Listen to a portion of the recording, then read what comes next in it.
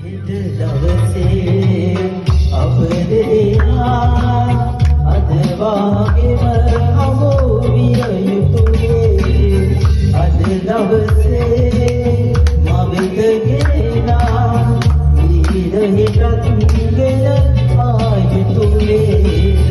එද දවසේ අප දෙනා අදවාගේම හමු විය යුතුයේ අද දවසේ මවිතගෙනා ඊරහිටත් ගෙන ආයුතුයේ ඔබේ බුදු මද හස මාලාවේ එළි වැදුණු දින ප්‍රවශාලාවේ